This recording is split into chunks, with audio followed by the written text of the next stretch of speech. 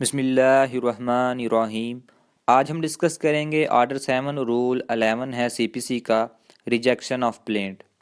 यानी वो कौन कौन सी ऐसी सूरतें हैं, वो कौन कौन सी ऐसी रीजंस हैं जिनकी बना पर एक प्लेंट जो है वो रिजेक्ट हो जाएगी।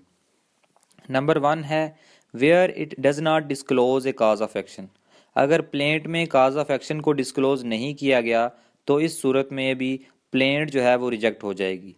यानी अगर उसमें जो काज ऑफ एक्शन है उसको डिस्क्लोज नहीं किया गया, उसको बताया नहीं गया, मेंशन नहीं किया गया, तो इस सूरत में भी जो प्लेंट होगी वो रिजेक्ट हो जाएगी। नंबर 2 है where the relief claimed is undervalued and the plaintiff on being required by the court to correct the valuation within a time to be fixed by the court fails to do so।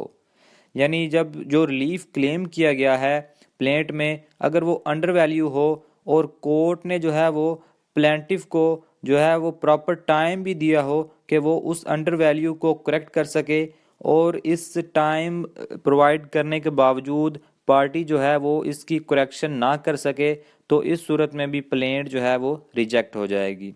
Number 3 है where the relief claimed is properly valued.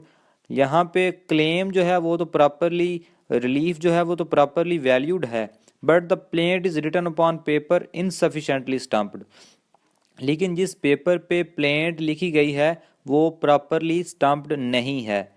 And the plaintiff on being required by the court to supply the requisite stamp paper within a time to be fixed by the court fails to do so. और court ने जो है वो parties को proper time भी दे दिया है कि वो इस पेपर को प्रॉपरली स्टम्प्ड कर सकें, लेकिन वो इसको प्रॉपरली स्टम्प्ड करने में फेल हो जाएं, तो इस सूरत में भी प्लेंट जो है वो रिजेक्ट हो जाएगी। इसके बाद नंबर 4 है where the suit appears from the statement in the plaint to be barred by any law. और जो सूट कोर्ट में पेश की गई है, जो प्लेंट जो है वो कोर्ट में पेश की गई है, अगर वो किसी भी लॉ के तहत बार्ड हो तो इस सूरत में भी प्लेंट जो है वो रिजेक्ट हो जाएगी। तो ये थी हमारी आज की वीडियो। उम्मीद है आपको ये वीडियो पसंद आई होगी। अगर आपको ये वीडियो अच्छी लगे तो इसे लाइक करें, चैनल सब्सक्राइब करें। अल्लाह हाफिज़।